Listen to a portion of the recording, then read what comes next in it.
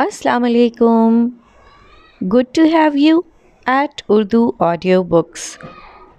हाजिर खिदमत हैं एक नए नावल के साथ। इस नावल के मेन कैरेक्टर्स हैं सिकंदर और लीज़ा। कभी कभी बड़े दुख और धोखे के बाद भी इंसान अनजाने रिश्तों में खुशी और शिफा ढूंढ ही लेता है। ये कहानी हमें यही बात समझाती है, कैसे इंसान अपने माजी के गमों और तकलीफ़ों को भुला के नए रिश्तों के साथ इन्वॉल्व होके अपने हिस्से की खुशियाँ तलाश कर सकता है। सिकंदर और लीज़ा, इन दोनों का एक पेनफुल पास्ट रहा है और इसने ऑब्वियसली इनकी ज़िंदगी पे बड़े असरात भी मुरतब किए हैं। लेकिन जैसे जैसे कहानी आगे बढ़ेगी, राइटर आपको बताना चाहती हैं कि कैसे आप अपनी ज़िंदगी के पेनफुल पास्ट को भुला के नई खुशियों की तलाश में निकल सकते हैं और ज़िंदगी से मायूस ना होना कितना इम्पोर्टेंट होता है। तो चलें निकलते हैं इस नए नावल के सफ़र पे। नावल का नाम है जो बचे हैं संग समेट लो। इस नावल का नाम इतना खूबसूरत है और ये फैज़ अहमद फैज़ की गज़ल तक लेके जाता है। ज़रूर शेयर करूँगी आपसे 2 मिसरे उस गज़ल के। न गंवाओ नाव के नीम कश, दिल रेज़ा रेज़ा गंवा दिया। जो बचे हैं संग समेट लो, तने दाग दाग लुटा दिया। तो हाजिर खिदमत है फ़रहत इश्तियाक़ का नावल जो बचे हैं संग समेट लो, एपिसोड 1। वहाँ अंधेरा बहुत था, हैबतनाक सन्नाटा था। उसे बहुत डर लग रहा था। वो वहाँ से निकलना चाहता था। वो भागने के लिए अपने हाथ पांव हिलाने की कोशिश कर रहा था, मगर वो हाथ पांव हिला नहीं रहा था। वो मदद के लिए चिल्ला रहा था, कोई तो आ जाए उसकी मदद के लिए, कोई तो आकर उसे उस अंधेरे से निकाल दे। वो रो पड़ा। वो ज़ारो कतार रो रहा था। वो चिल्ला चिल्ला कर रो रहा था, मगर उस हैबतनाक सन्नाटे में उसकी आवाज़ सुनने वाला कोई भी न था। उसे अंधेरे से रोशनी में ले जाने वाला कोई न था। उसके रोने की आवाज़ में किसी के कहकहे की आवाज़ भी सुनाई देने लगी थी। ये कौन था? कौन उसकी बेबसी पे हंस रहा था? बेचैनी से करवट बदलते उसकी आंख खुल गई थी। वो सर से पांव तक पसीने में नहाया हुआ था। उसके पूरे जिस्म पे एक लर्जिश सी तारी थी। उसने अपने इर्द गिर्द चारों तरफ निगाहें घुमाईं। उसे अंधेरा दिखाई दिया। उसने हाथ बढ़ाकर बेड साइड टेबल पर रखा लैंप रोशन किया। लैंप रोशन करते हुए उसके हाथ हौले हौले लरज रहे थे। लैंप ने कमरे में फैले अंधेरे को कम कर दिया था, मगर उसे ये रोशनी नाकाफ़ी महसूस हो रही थी। उसे उस अंधेरे, उस सन्नाटे और उस खामोशी से वहशत हो रही थी। वो बेड से उठा। उसकी टांगों में लर्जिश थी। उसने स्विच बोर्ड के पास आकर कमरे की तमाम लाइट्स ऑन कर दी थीं, यहाँ तक कि छत पे लटकता फानूस भी। एक पल में कमरा रोशनी में नहा गया था। रोशनी हो जाने के बाद उसकी वहशत तो ख़त्म हो गई थी, मगर घुटन का एहसास अभी भी था। वो कमरे की दूसरी खिड़कियों के पास आया। उसने एक एक करके कमरे की तमाम खिड़कियां खोल दी थीं। फिर वो कमरे का दरवाज़ा खोलकर अपने रूम की बैल्कनी में आ गया। वो बहुत गहरी गहरी सांसें ले रहा था, ख़ुद को पुरसुकून और नॉर्मल करने के लिए। उसे याद आ चुका था कि वो किसी अंधेरी और हैबतनाक जगह नहीं, बल्कि यूरोप के एक खूबसूरत मुल्क में है। वो इटली में है। वो उस वक्त रोम के खूबसूरत और शानदार होटल के पुरआसाइश कमरे में है। वो रेलिंग पर बाजू जमा कर खड़ा हो गया था। ये रात का आखिरी पहर था, इसलिए सामने नज़र आती सड़क पे इक्का दुक्का गाड़ियाँ गुजरती नज़र आ रही थीं। उसका दिल अभी तक घबरा रहा था। आखिर ये ख्वाब उसका पीछा छोड़ क्यों नहीं देते? बरसहा बरस गुजर गए, उसने रातों को सोना छोड़ दिया था। उसे सोने से खौफ आया करता था। यूँ लगता था इधर वो सोएगा, उधर कुछ न कुछ बुरा हो जाएगा। नींद से फ़रार की ये कोशिशें इतनी कामयाब साबित हुई थीं कि अब जब वो ख़ुद को एक मज़बूत और तवाना मर्द समझता था, वो ये समझता था कि उसे किसी भी चीज़ से डर नहीं लगता। वो रात को पुरसुकून नींद सोना चाहता था, تب اسے نیند لاکھ کوشش کرنے پر بھی نہیں آتی تھی۔ وہ انسومنیا کا مریض ہو گیا تھا۔ وہ پوری رات نیند کے آ جانے کی کوششیں کرتے گزار دیا کرتا تھا۔ جب اس کیفیت کو بہت راتیں گزر جاتیں، نیند نہ ہونے کی وجہ سے دن کے اوقات میں معمولات زندگی متاثر ہونے لگتے، تو وہ ڈاکٹر کی تجویز کردہ گولیاں لے لیا کرتا تھا۔ ان گولیوں کے ساتھ نیند اسے آ جاتی تھی، مگر یہ نیند اپنے ساتھ بہت سے ڈراؤنے خواب بھی لے کر آتی تھی۔ غلط سوچتا تھا وہ کہ وہ خوابوں سے نہیں ڈرتا تھا۔ وہ تو ان خوابوں سے آج بھی اتنا ہی ڈرتا ہے جتنا 12 سال پہلے ڈرتا تھا۔ چند منٹ گہری سانسیں لینے کے بعد گھٹن کا احساس ختم ہو گیا تھا۔ اس کے بدن کی لرزش بھی بتدریج کم ہوتی جا رہی تھی۔ وہ واپس کمرے میں آ گیا تھا۔ اس نے کھڑکیاں اور بیلکنی کا دروازہ اسی طرح کھلے رہنے دیے تھے۔ وہ ٹی وی آن کر کے بیٹھ گیا تھا۔ اس وقت اسے اپنے گرد آوازیں چاہیے تھیں۔ وہ ایک کے بعد ایک چینل تبدیل کر رہا تھا۔ اٹیلین میں آتے یہ پروگرامز اسے قطعاً سمجھ میں نہیں آ رہے تھے، مگر وہ پھر بھی انہیں سننا چاہتا تھا۔ اب اپنے اندر کی وحشت اور سناٹا مٹانے کو باقی رات اس نے یہی کام کرنا تھا۔ زندگی کی بے شمار راتوں کی طرح یہ رات بھی جاگ کر صبح کا انتظار کرتے ہوئے گزارنی تھی۔ صبح وہ ایک نارمل انسان کی طرح آفس روانگی کے لیے تیار تھا، یوں جیسے رات کو کچھ ہوا ہی نہ ہو۔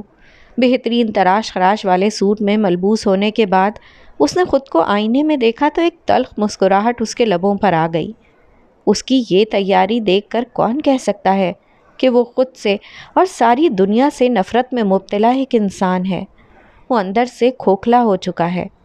یہ سوٹ، یہ ٹائی، یہ سلیقے سے جمے بال، یہ ٹائی پن، یہ کف لنکس اور یہ بہترین جوتے دیکھ کر کون سوچے گا کہ وہ سکندر شہریار سیلف ڈسٹرکٹیو اور سوسائیڈل ٹیمپرامنٹ کا رجحان رکھتا ہے۔ خود پر سے نفرت اور حقارت کی نگاہیں ہٹاتا وہ شیشے کے سامنے سے ہٹا۔ اس نے اپنا بلیک لیدر بریف کیس لیا، لیپ ٹاپ بیگ میں لیپ ٹاپ رکھا۔ وہ اپنے ہوٹل روم سے باہر نکل رہا تھا۔ اس کا ہوٹل وایا وٹوریو وینیٹو سے کچھ ہی فاصلے پہ تھا، جبکہ اس کا آفس وایا باربیرینی پہ تھا۔ گویا آفس اور اس کے ہوٹل کے بیچ میٹرو کے بس ایک ہی اسٹاپ کا فاصلہ تھا۔ مگر کل جب وہ ہوٹل سے آفس پہلے دن گیا اور آفس کی گاڑی نے اسے پک کیا، تب محض ایک اسٹاپ کا یہ فاصلہ طے کرنے میں اسے 1.25 گھنٹہ لگ گیا تھا۔ دنیا کے تمام بڑے شہروں کی طرح ٹریفک جیم روم کا بھی مسئلہ تھا۔ تب کل ہی اس نے یہ طے کر لیا تھا کہ آئندہ وہ آفس میٹرو میں آیا جایا کرے گا۔ اس کے لیے یہ کوئی ناک کا مسئلہ نہیں تھا۔ روم کا under ground train system London اور پیرس جتنا مربوط تو نہ تھا، مگر پھر بھی ٹریفک جیم میں پھنسنے سے بدرجہ بہتر تھا۔ یوں آفس جانے آنے کے لیے ملی گاڑی اور ڈرائیور والی سہولت کو اس نے پہلے دن ہی خیر آباد کہہ دیا تھا۔ میٹرو اسٹیشن پہ رش کا حصہ بنا وہ بھی ٹرین میں سوار ہو گیا تھا۔ وہ اپنے ارد گرد کھڑے اور بیٹھے ہوئے رومن مردوں اور عورتوں کو دیکھ رہا تھا۔ ان میں سے بیشتر کو اپنے کام پہ پہنچنے کی جلدی تھی، مگر اس جلدی اور بھاگ دوڑ والے انداز کے باوجود بھی ان میں سے کوئی ایک بھی اسے ایسا نظر نہیں آ رہا تھا جو خوش لباس نہ ہوتا۔ فیشن اور اسٹائل رومنوں کے لیے ایک بہت سنجیدہ بات ہے۔ عورتوں کے لباس، ان کا make up, hand bags, sandals, مردوں کے سوٹس، ٹائیاں، جوتے، بریف کیس، ہر کچھ فیشن کے عین مطابق تھا، بے حد اسٹائلش۔ ٹھیک ہی کہا جاتا تھا کہ رومنز بڑے کلاسی اور اسٹائلش لوگ ہوتے ہیں۔ اسے اگلے ہی اسٹیشن پہ اترنا تھا اور اس کا اسٹیشن فوراً ہی آ گیا تھا۔ وایا باربیرینی پر میٹرو اسٹیشن سے بہت نزدیک ہی اس کا آفس تھا۔ یہ اس کی دوحہ میں اپنا ہیڈ آفس رکھتی ملٹی نیشنل کمپنی کا جنوبی یورپ میں واقع ہیڈ کوارٹر تھا۔ وہ آفس آ گیا تھا۔ وہ جن کاموں کی انجام دہی کے لیے یہاں بھیجا گیا تھا ان میں مصروف ہو گیا۔ آفس میں جن لوگوں سے اس کا واسطہ پڑ رہا تھا ان سے کل اور آج رسمی ہائے ہیلو کے بعد اس کی صرف اور صرف پروفیشنل نوعیت کی گفتگو ہوئی تھی۔ کام کی بات، مکمل پیشہ ورانہ انداز میں۔ شام کے 5 بج رہے تھے۔ اسے یہاں سے جا کر کچھ نہیں کرنا تھا۔ اپنے ہوٹل روم میں بند ہو جانا تھا یا شاید روم کی گلیوں کوچوں میں تنہا پھرنا تھا۔ اور اس میں سے کوئی بھی چیز اس کے لیے ایسی کشش نہ رکھتی تھی کہ وہ آفس سے جلدی اٹھنے کی خواہش رکھتا، مگر چونکہ آفس ٹائم ختم ہو چکا تھا، ایک ایک کر کے سارا آفس خالی ہو رہا تھا، سو وہ بھی آفس سے نکل آیا تھا۔ اسے راستے کا 2 دن میں کچھ اندازہ ہو گیا تھا، اور اس کی جیب میں روم کا بڑا جامع نقشہ بھی موجود تھا۔ گویا راستہ بھٹکنے کا امکان نہ تھا، چنانچہ بجائے میٹرو اسٹیشن کی طرف جانے کے اس نے پیدل اپنے ہوٹل تک جانے کا فیصلہ کیا۔ یہ جون کا مہینہ تھا اور روم میں موسم خاصا خوشگوار تھا۔ سورج آج کل تقریباً 8:45 بجے غروب ہوا کرتا تھا، سو ان دنوں یہاں شامیں بڑی لمبی تھیں۔ وہ وایا باربیرینی سے وایا وینیٹو کی طرف جا رہا تھا۔ اس کے ارد گرد قدیم عمارتیں تھیں، فوارے تھے، مگر اسے روم کی ہسٹری میں کوئی دلچسپی معلوم نہیں ہو رہی تھی۔ وہ ابھی بھی اس خواب کے حصار میں تھا۔ اب اگلے کئی روز اسے اس خواب کے حصار ہی میں رہنا تھا، اور اگلے کئی دن خوف کے سبب سونا نہیں تھا۔ اس نے آج صبح نہ تو ناشتہ کیا تھا اور نہ ہی دوپہر میں لنچ۔ آفس میں خالی پیٹ کافی کے 3 کپ ضرور پیے تھے۔ اسے سڑک کے کنارے ایک پیٹزیریا نظر آیا، تب اسے آج تمام دن کچھ نہ کھانے کا احساس ہوا۔ وہ یہاں سے پیٹزا کھاتا ہوا چلا جائے، پھر ہوٹل کے کمرے میں بند ہو کر رات گئے تک اپنا آفس کا کام کرتا رہے گا، اس نے دل ہی دل میں طے کیا۔ ابھی چونکہ ڈنر ٹائم نہیں ہوا تھا، اس لیے اس چھوٹے سے پیٹزیریا میں اسے میزوں پہ 2-4 لوگ بیٹھے نظر آئے۔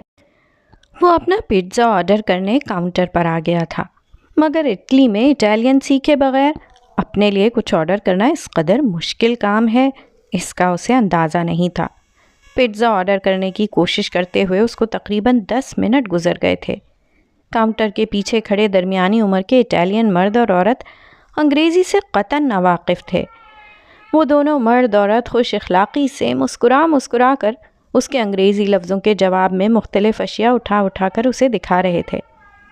اچھا، وہ اپنے پیٹزا کی یہ ٹاپنگ چاہتا ہے، فلاں طرح کے مشرومز کا اضافہ چاہتا ہے، پوموڈورو چاہتا ہے، نہ جانے وہ اسے کیا کیا اٹھا کر دکھا رہے تھے۔ ساتھ ان اشیاء کے نہ جانے کیا کیا اٹالین نام لے رہے تھے۔ وہ دونوں تحمل سے اسے وقت دے رہے تھے۔ وہ اس بیکار کی مشقت سے بیزار ہو گیا تھا۔ بہتر یہی ہے کہ وہ اپنے ہوٹل جا کے کھانا کھائے، جہاں انگریزی سمجھی بھی جاتی ہے اور بولی بھی جاتی ہے۔ قریب تھا کہ وہ انگریزی ہی میں ان دونوں کا شکریہ ادا کرتا وہاں سے پلٹ جاتا کہ اچانک ہی بالکل پیچھے والی میز سے اٹھ کر ایک اٹالین لڑکی اس کے پاس آئی۔ "May I help you?" وہ بڑی شستہ انگریزی میں اس سے مخاطب ہوئی تھی۔ اس نے چونک کر اس لڑکی کی طرف دیکھا۔ وہ مسکراتے ہوئے اسے دیکھ رہی تھی۔ اس نے سر اس بات میں ہلایا، اتنا وقت یہاں کھڑے ہو کر برباد کر چکا تھا تو اب یہاں سے کھانا کھا کر ہی جانا چاہیے تھا، اس نے دل میں سوچا تھا۔ وہ ابھی اس لڑکی کو انگریزی میں یہ سمجھانا ہی چاہ رہا تھا کہ وہ کس طرح کا پیٹزا آرڈر کرنا چاہتا ہے کہ وہ بڑی روانی سے گٹ پٹ کرتی سامنے کھڑے مرد و خاتون سے اٹالین میں چند جملے بولی۔ جملے اگر الفاظ توڑ کر بھی بولے گئے ہوتے تب بھی اس کے سر کے اوپر ہی سے گزرنے تھے۔ کاؤنٹر کے پیچھے کھڑی عورت سی کہتی مسکراتے ہوئے اندر غالباً کچن میں چلی گئی تھی، جبکہ مرد اس اٹالین لڑکی سے اٹالین ہی میں کچھ بات کرنے لگا تھا۔ وہ زبان غیر میں باتیں کرتے ان 2 افراد کو خاموشی سے دیکھ رہا تھا۔ مرد کے مسکرا کر اپنی طرف دیکھنے سے اتنا اندازہ اسے ہو رہا تھا کہ گفتگو اسی کی بابت ہو رہی ہے۔ "یہ آپ سے معذرت کر رہے ہیں کہ آپ کو معذرت ہوئی." لڑکی اب اس سے مخاطب ہوئی تھی، گویا اٹالین جملوں کا انگریزی ترجمہ و خلاصہ بیان کیا گیا تھا۔ "میں نے آپ کا پیٹزا آرڈر کر دیا ہے۔ اصل میں اس ٹیبل پر بیٹھی تھی اور آپ کی ساری باتیں سن رہی تھی." اس نے کاؤنٹر کے قریب ترین میز کی جانب اشارہ کیا تھا۔ اس نے نظریں گھما کر اس میز کی طرف دیکھا، وہاں اس لڑکی کا چند لقمے کھایا پیٹزا اور کولڈ ڈرنک کا انچھوا گلاس رکھا ہوا تھا۔ "تھینکس." اس نے پرتکلف انداز میں سنجیدہ سی مسکراہٹ کے ساتھ مختصر سا شکریہ ادا کیا۔ "آپ کے پیٹزا میں کسی بھی طرح کا میٹ نہیں ہونا چاہیے، میٹ اسٹاک بھی نہیں ہونا چاہیے اور وائن بھی نہیں ہونی چاہیے۔ آپ کو بالکل سادہ مشرومز اور سبزی والا پیٹزا چاہیے." وہ مسکرا کر اس سے بولی، "یس، تھینکس اگین." اس بار اس نے یہ الفاظ سنجیدگی سے کہے۔ "مائی پلیزر." وہ خوش اخلاقی سے مسکرائی۔ آپ بل پے کر دیجیے گا، پزا تیار ہو رہا ہے، 10 سے 15 منٹ لگیں گے، تب تک آپ بیٹھ جائیں۔ وہ بل پے کرنے کے بعد اپنے لیے کوئی اور میز منتخب کر کے وہاں بیٹھنے کے ارادے سے مڑا تھا۔ وہ لڑکی بھی اس کے ساتھ کاؤنٹر پر سے ہٹی تھی، مگر جیسے ہی کاؤنٹر سے ہٹ کر وہ اس لڑکی کی میز کے قریب پہنچے، وہ اس سے بولی، آئیے بیٹھیے۔ اس نے بالکل ابھی اس کی مدد کی تھی۔ وہ فوراً بد اخلاقی دکھا کر بیٹھنے سے منع نہیں کر سکتا تھا۔ ہاں، دل میں اسے یہ پیشکش اور بے تکلفی گراں گزری تھی۔ بہرحال وہ مجبوراً اور مروتاً اس کے سامنے والی کرسی پر بیٹھ گیا تھا، بے حد پرتکلف انداز میں۔ نیکسٹ ٹائم آپ کو اپنے لیے کچھ آرڈر کرنا ہو یا کہیں سے کچھ کھانے پینے کی چیزیں لے رہے ہوں اور ان کے اجزاء دیکھنا چاہیں تو پورک کے لیے سٹرٹو کا لفظ یاد رکھیے گا اور وائن کے لیے وائنو کا، اور آپ کو یہ دونوں چیزیں اپنے کھانے میں نہیں چاہیے، اس کے لیے سینزا کا لفظ استعمال کیجیے گا، یعنی آپ کہیں گے سینزا سٹرٹو وائنو۔ وہ مسکرا کر اسے بتا رہی تھی۔ غالباً اسے بلا وجہ اور بات بے بات مسکرانے کی عادت تھی۔ اسے جھنجھلاہٹ ہو رہی تھی۔ اس وقت اس کا کسی سے بھی خوش اخلاقی دکھانے اور گفتگو کرنے کا موڈ نہ تھا، مگر اس سے مدد لینے کی حماقت کر بیٹھا تھا۔ اس کا خمیازہ تو بھگتنا ہی تھا۔ اس نے سنجیدگی سے صرف اس کی بات سنی تھی، جواب میں کچھ بھی نہیں بولا تھا، مگر اس باتونی لڑکی کو اس کے کچھ بولنے یا نہ بولنے سے یقیناً کچھ فرق نہیں پڑ رہا تھا۔ وہ اسی طرح مسکراتے ہوئے اسے مزید بتا رہی تھی۔ اٹالین زبان مشکل زبان نہیں ہے۔ اٹالین کے بہت سے لفظ تو آپ یقیناً پہلے سے ہی جانتے ہوں گے۔ پیزا کیفے، سولو، پاپرازی، پاپاچینو، ایسپریسو، گلیٹو، پاسٹا۔ وہ اپنی آنکھوں پہ لگے سٹائلش گلاسز کو ہاتھوں سے سیٹ کرتے ہوئے بولی۔ وہ 26-27 سال کی خوش شکل لڑکی تھی۔ اس نے بلیک کلر کی کیپری پینٹ ریڈ کلر کے سٹائلش ٹاپ کے ساتھ پہن رکھی تھی۔ اس کے سلکی بال سرخی مائل براؤن کلر کے تھے اور اس نے ان کی اونچی کر کے پونی بنا رکھی تھی۔ لبوں پہ سرخ رنگ کی لپسٹک لگی ہوئی تھی۔ اس کے خوبصورتی سے تراشے ناخنوں پر سرخ رنگ کی نیل پالش لگی ہوئی تھی۔ اس کے بلیک فریم والے سٹائلش اور فیشن کے مطابق گلاسز دیکھ کر ہی پتہ چل رہا تھا کہ وہ ڈیزائنرز گلاسز ہیں، شاید ارمانی کے یا اسی کی ٹکر کے کسی اور ڈیزائنرز کے۔ دیگر تمام اٹالینز کی طرح فیشن اور اسٹائل یقیناً اس کے لیے بھی بے حد اہمیت رکھتا تھا۔ اس کے انداز شاہانہ تھے اور اس کی شخصیت میں ایک وقار تھا۔ جب وہ اس کے بالکل سامنے بیٹھی اس سے گفتگو کر رہی تھی تو بغیر کسی دلچسپی کے ہی صحیح، پر وہ اسے دیکھ تو رہا تھا۔ کاؤنٹر کے پیچھے کھڑا مرد ان کی میز پر آ کر اس کا پیزا سرو کر رہا تھا اور وہ لڑکی مسکرا کر اس سے بولی تھی، گریزیے سینیور البرتو۔ البرتو مسکراتا ہوا وہاں سے پلٹ گیا تھا۔ گریزیے شکریہ کو بولتے ہیں، یہ تو پتہ ہوگا نا آپ کو؟ جی۔ اس کے طویل جملوں کے جواب میں اس کے جملے یا ایک یا دو الفاظ سے زیادہ طویل نہیں تھے۔ البرتو اور سلیویا میاں بیوی ہیں، اور میں چھوٹی سی تھی نا جب سے یہ دونوں یہ پیٹزیریا چلا رہے ہیں۔ جن معلومات کے حصول میں اسے قطعاً کوئی دلچسپی نہیں تھی وہ اسے فراہم کر رہی تھی۔ اس گلے پڑی مصیبت سے پیچھا چھڑانے کا واحد طریقہ اسے یہ سمجھ آیا کہ وہ اپنا پیزا کھانا شروع کر دے۔ کھانا ختم کرتے ہی وہ اس سے معذرت کر کے یہاں سے اٹھ جائے گا۔ سکندر کو کھانا شروع کرتے دیکھ کر اس نے بھی اپنا ٹھنڈا ہو چکا پیزا کھانا شروع کر دیا تھا۔ آپ نے بالکل ٹھیک کیا کہ آپ پیزا کھانے پیٹزیریا آئے ہیں۔ آپ کو صحیح معنوں میں اٹالین پیزا کا جو مزہ ان چھوٹے چھوٹے پیٹزیریا پہ ملے گا نا، وہ بڑے ہوٹلوں میں نہیں مل سکتا۔ رومن پیزا کی خاصیت یہ ہے کہ اس کا کرسٹ بڑا پتلا ہوتا ہے، اور اٹالین پنیر کا جو مزہ آپ کو اس میں ملے گا وہ کہیں اور نہیں مل سکتا۔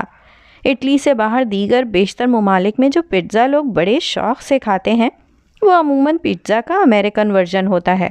ان بیچاروں نے کبھی اصلی اٹالین پیزا کا مزہ ہی نہیں چکھا ہوتا، اسی لیے وہ اس پر خوش ہو جاتے ہیں۔ وہ اس طویل گفتگو میں دلچسپی رکھتا بھی ہے یا نہیں، اسے پیزا کے اٹالین اور امریکن فرق معلوم کرنے میں کوئی دلچسپی ہے بھی یا نہیں، اس سے بے نیاز وہ کھاتے ہوئے مسلسل بولنے میں مگن تھی۔ اس کی انگریزی بڑی رواں اور شستہ تھی، اس کا لہجہ برٹش تھا۔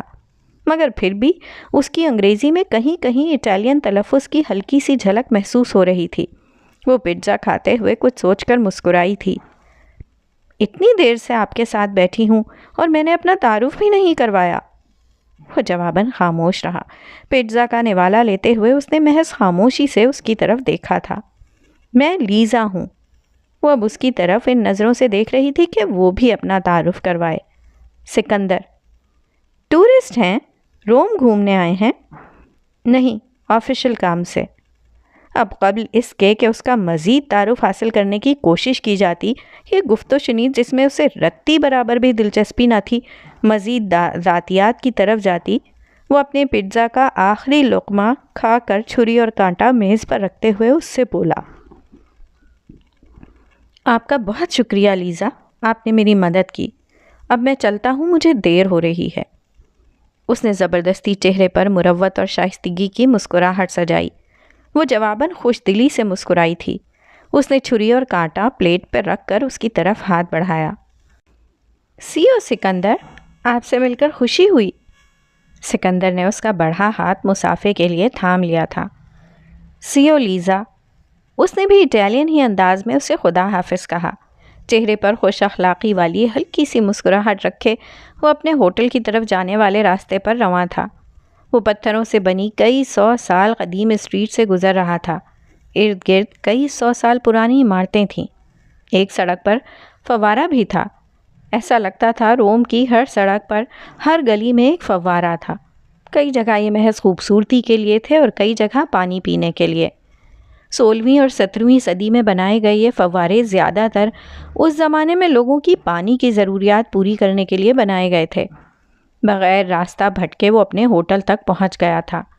اس کے ہوٹل کی بلڈنگ بھی 16ویں صدی میں کسی رومن بادشاہ کے لیے بنایا گیا ایک محل تھی، جسے بعد میں نئے سرے سے تعمیر کر کے اس ہوٹل کی شکل دی گئی تھی۔ ہوٹل میں تمام تر جدتیں اور جدید ترین سہولیات موجود تھیں، مگر اس طرح کہ اس کی اصل شکل اور تاریخی حیثیت بھی برقرار رکھی گئی تھی۔ کھانا وہ کھا کر آ چکا تھا۔ اب رات گئے تک اسے خود کو آفس کے کاموں میں مصروف رکھنا تھا۔ اس نے روم سروس کال کر کے اپنے لیے کافی منگوائی تھی اور خود کو کاموں میں غرق کر لیا تھا۔ وہ گزری رات کے خواب کو آج کسی بھی قیمت پر سوچنا نہیں چاہتا تھا۔ وہ دوپہر سے گھر سے نکلی ہوئی تھی۔ وہ آج کل ویا باربیرینی کے پاس کئی 100 سال قدیم پتھروں سے بنی ایک ذیلی سڑک اور اس سڑک پر موجود 16ویں صدی میں بنائی گئی چند بلڈنگز کو پینٹ کر رہی تھی۔ وہ اپنا ایزل، کینوس، پینٹ اور برش لے کر دن کے ان اوقات میں جب وہاں لوگوں کی زیادہ آمد و رفت نہیں ہوا کرتی تھی تب وہاں آ جایا کرتی تھی۔ اس نے ہر زاویے سے وہاں کی کئی تصاویر کھینچ رکھی تھیں۔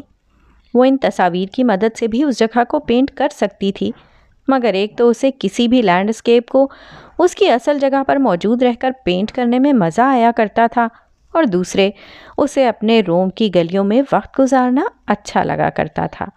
اگلے ماہ کے آخر میں فلورنس میں اس کی پینٹنگز کا سولو شو تھا۔ اس بار اس کا موضوع رومن لینڈسکیپ تھا۔ چند لینڈسکیپ بھی اسے پینٹ کرنے تھے۔ 4-5 دن لگا کر اس کو اس پینٹنگ کے خد و خال یہاں آ کر واضح کرنے تھے۔ باقی پھر نوک پلک سنوارنے کا کام گھر پر اپنے اسٹوڈیو میں کرنا تھا۔ نینی نے اسے بہت تاکید کر کے بھیجا تھا کہ وہ گھر سے بغیر کھانا کھائے جا رہی ہے، لہٰذا پینٹنگ شروع کرنے سے پہلے کہیں باہر سے لنچ کر لے، مگر کام کی دھن میں اسے کھانے پینے کی خواہش ہوا ہی نہیں کرتی تھی۔ یہاں دوپہر میں دکانیں اور بار بند ہو جاتے تھے اور لوگوں کی آمد و رفت بھی قدرے کم ہو جاتی تھی، سو یہ وقت اسے پینٹنگ کے لیے اچھا لگا کرتا تھا۔ 5 بجے کے قریب جب دفاتر کی چھٹی ہونے لگی اور لوگوں کی آمد و رفت شروع ہوئی تو اس نے اپنا پورٹیبل ایزل اور دیگر سامان سمیٹ کر گاڑی میں رکھا تھا۔ سال کے ان مہینوں میں جب وہ روم میں ہوتی تھی تب اسے یہاں اپنے بچپن کی یادیں تازہ کرنا اچھا لگا کرتا تھا۔ ان یادوں میں البرتو اور فلیویا کا پٹزیریا بھی شامل تھا، تبھی وہ اکثر و بیشتر یہاں پزا کھانے چلی آیا کرتی تھی۔ اپنے بچپن میں وہ یہاں کتنا آتی تھی۔ اس نے گاڑی پٹزیریا کے پاس لا کر روکی تھی اور وہ اندر آ گئی تھی۔ اندر آتے ہی اسے ایک میز پر وہ بیٹھا نظر آیا تھا، وہ جس سے وہ کل یہاں پر ملی تھی، سکندر، جو شاید پاکستانی تھا یا شاید انڈین۔ خاموش خاموش سا، اپنے آپ میں گم سا۔ وہ آرٹسٹ تھی اور اسے حسن متاثر کرتا تھا، اور وہ شخص مردانہ حسن اور وجاہت کا مجسمہ تھا۔ اس کا 6 فٹ سے نکلتا قد، مضبوط جسم، چوڑا سینہ، گھنے سیاہ بال جن میں ہلکا سا خم تھا، اس کی پوری شخصیت، اس کے چہرے کا ہر نقش مردانہ وجاہت کا شاہکار تھا۔ گہری سیاہ آنکھیں جن میں مقناطیسیت تھی، ایک حزن تھا، اداسی تھی، اور ایک اصرار تھا۔ اس کے ہونٹوں کا کٹاؤ بڑا خوبصورت تھا، اس کا نچلا ہونٹ اوپری ہونٹ سے زیادہ بھرا بھرا تھا، اس کی پیشانی بہت چوڑی تھی، ناک آریائی نسل کے کسی فرد کی طرح بالکل سیدھی اور لمبی تھی۔ کل اس سے ملنے کے بعد جب اس نے اس کے بارے میں یہ سب سوچا تب خود ہی ہنس بھی پڑی تھی۔ گھر جا کر اس کی نینی سے گپ شپ ہوئی، پھر سیم کا فون آ گیا اور وہ اس غیر معمولی مردانہ حسن و وقار لیے چہرے کو بھول گئی، مگر اس وقت اسے دیکھ کر اسے وہ پھر سے یاد آ گیا تھا۔ کیا خوب ہو اگر وہ اس چہرے کو پینٹ کر سکے۔ وہ خوش دلی سے مسکراتی اس کی میز کے نزدیک آ گئی تھی۔ وہ سر جھکائے اپنا پیٹزا کھانے میں مصروف تھا، جلدی جلدی، جیسے کھانے کو انجوائے نہ کر رہا ہو بلکہ کوئی ضرورت پوری کر رہا ہو۔ وہ اس کے پاس آ گئی تھی۔ تو سکندر، اس نے چونک کر سر اوپر اٹھایا تھا۔ سیو، جواباً وہ مسکرایا نہیں تھا۔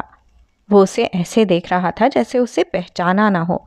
صرف ایک دن میں تو کوئی کسی کو نہیں بھول سکتا۔ وہ دل ہی دل میں حیران ہوئی۔ کیا اتفاق ہے، ہم آج پھر ایک ہی وقت میں یہاں موجود ہیں۔ وہ عادتاً مسکرا کر بولی۔ وہ ہنسنے ہنسانے والی زندہ دل سی لڑکی تھی۔ وہ جواباً اسے خاموش اور اجنبی نگاہوں سے دیکھتا رہا۔ کیا میں یہاں بیٹھ سکتی ہوں؟ جب اس نے مروتاً اور اخلاقاً بھی اسے اپنے ساتھ بیٹھنے کی دعوت نہ دی تو کچھ ٹھیٹ بن کر اس نے خود ہی پوچھا۔ کیا واقعی وہ اسے نہیں پہچانا تھا؟ کل وہ اتنی دیر تک ساتھ بیٹھے تھے، انہوں نے ساتھ پزا بھی کھایا تھا۔ اسے اس کا پزا آرڈر کرنے میں مدد کروانے کے لیے اس نے اپنا پزا ٹھنڈا تک ہو جانے دیا تھا۔ یہاں کئی اور میزیں خالی ہیں، آپ وہاں بیٹھ جائیں۔ وہ سنجیدگی سے اسے کھرا صاف انکار کر کے دوبارہ سر جھکا کر کھانا کھانے لگا تھا۔ اس کا لہجہ یا الفاظ بدتمیزی والے نہیں تھے، مگر سرد، خشک اور سپاٹ ضرور تھے۔ وہ اس کی وہاں موجودگی سے بے نیاز سر جھکا کر دوبارہ کھانا کھا رہا تھا۔ اپنی اس عزت افزائی پر اس کے 14 طبق روشن ہو گئے تھے۔ شرمندہ سی ہوتے وہ ایک دم ہی خاموشی سے اس کی میز کے سامنے سے ہٹ گئی تھی۔ شرمندگی اور غصہ محسوس کرتی وہ کاؤنٹر پر آ کر البرتو سے بات کرنے لگی تھی۔ البرتو کو یہ بتانے کی تو ضرورت نہیں تھی کہ اسے کیسا پیٹزا چاہیے۔ وہ یہاں آ کر ہمیشہ ایک ہی طرح کا پیٹزا کھایا کرتی تھی۔ البرتو سے ہائے ہیلو اور خیر و عافیت دریافت کرتے اس نے مڑ کر دیکھا تو جس میز پر وہ بیٹھا تھا وہ اب خالی تھی۔ وہ اپنا کھانا ختم کر کے وہاں سے جا چکا تھا۔ وہ اس کی بد اخلاقی اور بد تہذیبی پر حیران تھی۔ لگا تو اعلیٰ تعلیم یافتہ تھا، پھر اس درجہ بد تہذیب۔ وہ حیران بھی ہوئی تھی اور اس کا موڈ بھی خراب ہوا تھا۔ یہ خراب موڈ اس وقت مزید خراب ہو گیا تھا جب گھر آتے ہی اس نے وکٹوریا کی کال ریسیو کی۔ اپنی ماں سے بات کرنا اس کے لیے کبھی بھی خوشگوار ثابت نہیں ہوا کرتا تھا، سو ایسا ہی آج بھی تھا۔ پہلے منٹ اس کی خیریت پوچھنے اور اس سے محبت کا اظہار کرنے کے بعد اگلے منٹ وہ اپنے اصل مقصد اور کام کی بات پر آ گئی تھیں۔ میں ریہیب سینٹر سے آ گئی ہوں، اب اپنی ساری زندگی الکوہل کو ہاتھ بھی نہیں لگاؤں گی۔ مجھے کچھ پیسے چاہیے لیزا، جیسے ہی مجھے جاب ملے گی میں تمہیں پیسے واپس کر دوں گی۔ اس کے لبوں پر تلخ مسکراہٹ آئی تھی۔ محبت میں، پیار میں یاد آنے پر وہ کبھی بھی یاد نہیں کی جاتی تھی۔ جب پیسوں کی ضرورت پیش آتی تھی تب یاد آیا کرتی تھی۔ کثرت شراب نوشی کی وجہ سے اس کی ماں کی اپنے چوتھے شوہر سے بھی گزشتہ سال طلاق ہو چکی تھی، اور اس درجہ شراب نوشی ہی کے سبب آئے دن اس کی ملازمت ختم ہو جایا کرتی تھی۔ پچھلے 5 سالوں میں وہ 5 ہی مرتبہ علاج کے لیے جا چکی تھیں۔ ہر بار وہاں سے واپس آ کر اس عہد کو دہراتی تھیں کہ اب شراب کو ہاتھ بھی نہیں لگائیں گی، مگر چند ہفتے بھی نہیں گزر پاتے تھے انہیں اپنے عہد پر قائم رہتے۔ اسے وکٹوریا سے کوئی تلخ یا کڑوی بات کرنا بے معنی محسوس ہوا تھا۔ لڑا تو وہاں جاتا ہے جہاں کچھ امیدیں ہوتی ہیں، محبتیں ہوتی ہیں۔ اس کا اپنی ماں سے کبھی ماں اور بیٹی والا تعلق رہا ہی نہیں تھا۔ جب اس کے پاپا سے انہوں نے طلاق نہیں لی تھی جب وہ سب ایک ساتھ رہا کرتے تھے، وہ تو تب بھی کبھی اسے اپنی ماں نہیں لگی تھیں۔ میں پیسے بھجوا دوں گی۔ وکٹوریا میلان میں رہتی تھیں اور سال کے جن مہینوں میں ان کے پاس نوکری نہیں ہوتی تھی تب وہ اس سے اسی طرح فون پہ رابطہ کیا کرتی تھیں۔ اسے غصہ بھی تھا، وہ دکھی بھی تھی، مگر اس نے کل ہی آن لائن اپنی ماں کے اکاؤنٹ میں پیسے ڈلوا دینے تھے۔ نینی، مجھے بھوک نہیں ہے، میں کھانا نہیں کھاؤں گی۔ وہ کچن میں ڈنر کی تیاری کرتی نینی کو اطلاع دیتی اوپر اپنے اسٹوڈیو میں آ گئی تھی۔ وہ اداس تھی، بچپن کی بہت سی محرومیاں تازہ ہو گئی تھیں۔ وہ بے دلی سے کینوس پہ رنگ بکھیر رہی تھی، تبھی فون کی بیل بجی تھی۔ سیم! کال کرنے والے کا نام دیکھتے ہی اس کی اداسی ایک لمحے میں دور ہو گئی تھی۔ اس نے لپک کر کال ریسیو کی تھی۔ تمہیں کیسے پتہ چل جاتا ہے سیم کہ اس وقت مجھے تمہاری ضرورت ہے؟ اس کے لہجے میں بہن کے لیے والہانہ محبت اور شدتیں تھیں۔ میرا دل مجھے بتا دیتا ہے، وہ جواباً کھلکھلائی تھی۔ وہ مسکراتے ہوئے سیم کی کھلکھلاتی زندگی سے بھرپور آواز سن رہی تھی۔ اس سے اگر کوئی سچا پیار کرتا تھا، کسی کو اگر اس کی پرواہ تھی تو وہ صرف اور صرف سیم تھی۔ کہنے کو وہ اس سے صرف 1 سال بڑی تھی، مگر اس کی یوں پرواہ کرتی، یوں اس کا خیال رکھتی تھی جیسے وہ کوئی چھوٹی سی بچی ہو۔ بچپن میں جب ان دونوں بہنوں نے ماں اور باپ دونوں کی جانب سے عدم توجہ کا دکھ سہا تھا، تب اس کی پرواہ کرتی، اس سے بے تحاشا محبت کرتی سیم بہن اور دوست ہونے کے ساتھ ساتھ جیسے اس کی ماں اور باپ بھی بن گئی تھی۔